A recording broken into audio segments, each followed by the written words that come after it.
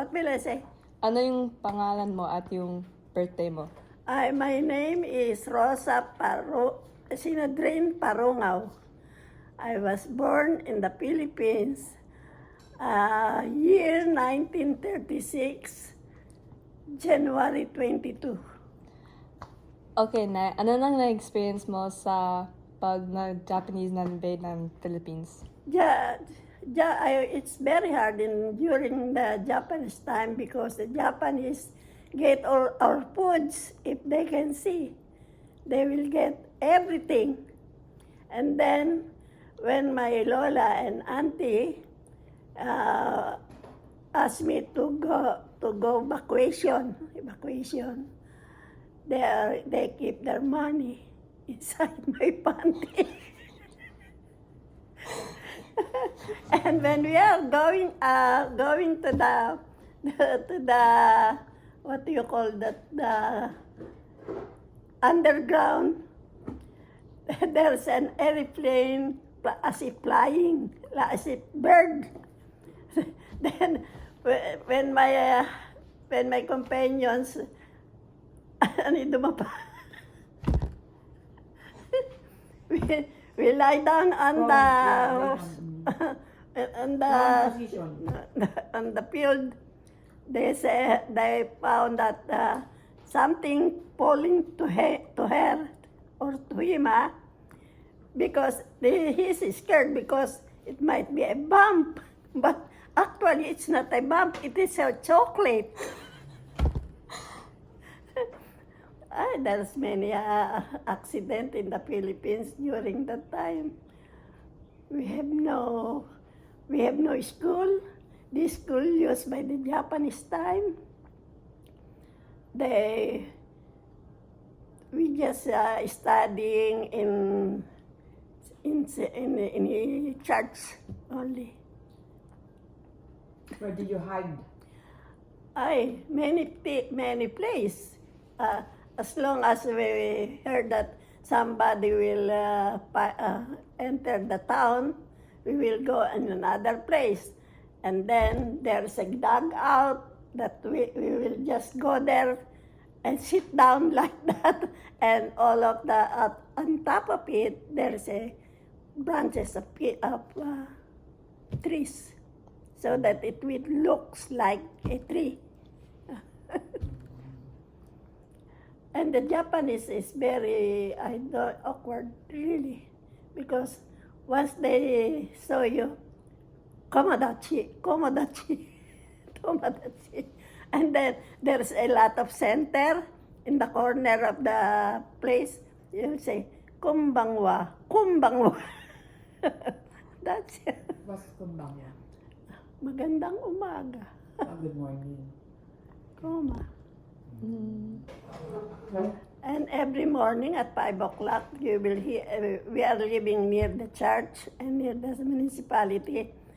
Every morning they will just practice. They will always shouting, "Yat, yat," every morning. What's that mean? I don't know what's the mean. Yat, yat. Every morning I like that. Very noisy. Once they know that you are against them, they will take you and go to the garage, kill you. And I saw a lot of head of people as if nakaduro-duro. Yung tugtog. It's cut off. Oh, The head cut the off. head cut off. And I think it will, and then they will put in the carton. Just In the backs. no, not in the box. Just like an alambre, the wire. Then tutog as if lechon. So, you What? understand what you say? No. So they put the head, it's like in a stick. Put it all together, the cat head. Like a barbecue. Oh. Oh my God. Was your family like affected in any like type of way, or like did y'all? Oh, my first cousin,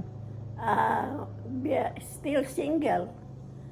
They just asked the pa to join in army, but they didn't come back anymore. Japanese army? No. Oh, Yung Filipino army. The Philippines Army. The one against Japanese. Oo. Oh, he didn't come back? No. Kaya naka-pension sila kwan eh. Sila Ate Kanding. Kapatid niya yun. Binata. Nagpaalam yung kay Ating Tanghali na siya yung hindi pwedeng hindi sumama eh. Ang lahat ng binata nun. Oh. So they took all the single Filipino The men, Men. right? Yeah. to go to March, kung tawagin niya ni March,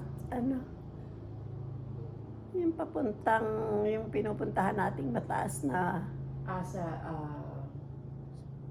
biyak na bato. hindi biyak na po ito yung Tambataan, yung mataas doon, na may Sa Mount, in Bataan, I forgot that name. hindi, Mount, Apo, it's not Mount Apo. I'm gonna research it. Okay. later. But what did they like? What did they do there? Like, They hide there. They hide because that's a very, very high mountain. That's where the Filipino men, single men, would Hide? hide? March, that's why everything that the Japanese can get. But some of the Japanese are not bad. Some are good too. Those especially the high position, they're good. they are good. Di ba sabi mo yung mga Koreano? Koreano, ang matatabang. Yeah. Yung ang paano yung nakahiwalay yung sandaliri sa sapatos. How you will know if they're Korean or Japanese? Because of the costume. Because of that type? Why was different? Yung sapatos nila, the shoes, having like that. This one is separated. The big toe, okay. So their shoes, the Korean was part of the Japanese during that time. I think the Japanese took some of the Korean and make them as soldiers. Yeah. So this Korean is worse than the Japanese soldiers. But you will identify between the Japanese soldiers and the Korean because the Korean soldier, they're wearing a shoes which their big toe is separate. Okay? But the Japanese, they have the whole And shoe the pace too. together. And the Even face. The face. The Okay. pace too is different. Okay. Okay. Thank you, Nanay. Nana, you didn't tell them Oh. about your sister. Ano? Si Nana Pauline. Ano nangyari kay Nanay Pauline? She is married already. My eldest sister. One time, no, not all the. No, you sabihin mo, my eldest sister. No, si nanarinig mo yun. My elder sisters is on our house and the husband and one of my sister too. And then they found out that there is against Japanese on the other side. They just shoot every time. They will just shoot. Even the house, even everything, they will just shoot. And then the Japanese go to the dugout of my sister. And then they found out that the one is having, Comfort woman. no. What do you call that? Yung sugatan siya. Oh, yeah, the She lot got of hurt. wounds. Was already, he has a big, bayoneta kung tawagin yun eh. What's that? Yung bayoneta kung tawagin sa parang espada. Parang, Like a sword. yeah, a big sword. And then my sister, then that permit to go out unless they sleep. So my sisters, after they sleep, they go round until at the middle of the night. Sino yung mga soldier? Hindi. Sino? Ang Nana Pauling mo't nanarinig mo, nagkanya-kanya silang takbo. Oh, they run. They ran away from the dugout. Mhm. Dahil nakatulog yung may sugat. Yung isa naman, ando sa itaas, nakikipaglaban. Sino? Yung isang hapon, dalawa sila eh. There's two soldiers. Also, the two Japanese soldier took Nana Renee and Nana Poleng. And the husband, And tatapan. and- Tapen, yeah. And why the two Japanese soldiers fight? Naligaw lang yun. Mm. Dahil Ano yung patapos kayabang na nila? patapos na, ay mga guerrilla, Pilipino. The Philippine girl, they call it guerrillas. That's the Filipino soldier fight against the Japanese. Oh.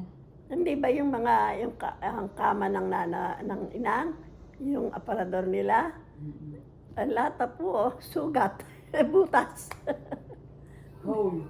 Oh, There's a lot of hole. Their house has a lot of hole. you cannot say no to Japanese during that time. Okay. Okay.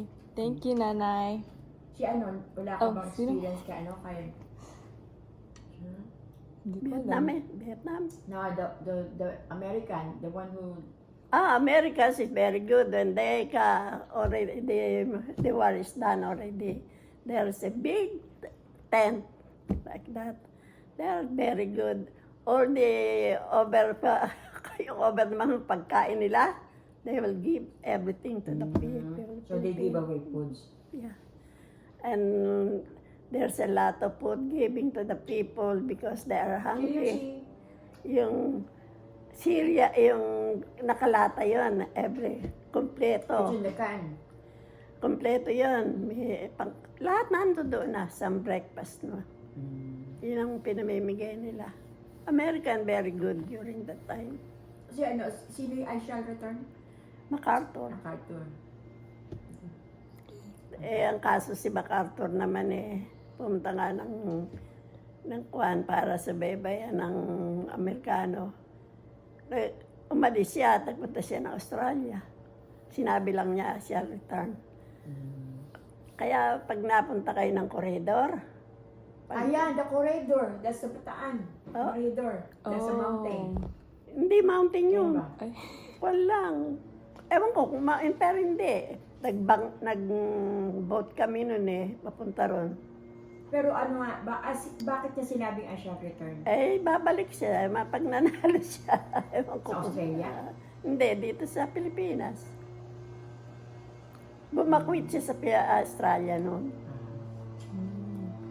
Tapos kung yun ang nagtataka ko, hindi pinupuntahan ng mga Pilipino ang koridor Mapakarami kayong makikita ron ng mga building na puro sira, ginawa ng Amerikano. Tapos yung istorya ng kung paano nangyari ng panahon ng Hapon, ando sa parang yungib na malaki, doon pinalalabas. Ay, pag hindi ka naman kinilabutan maganda ang korehidor. Ewan ko, hindi pangkaraniwan pinupunta. That's it. Thank you, Nanay. What do you like to know it about? It's for my class.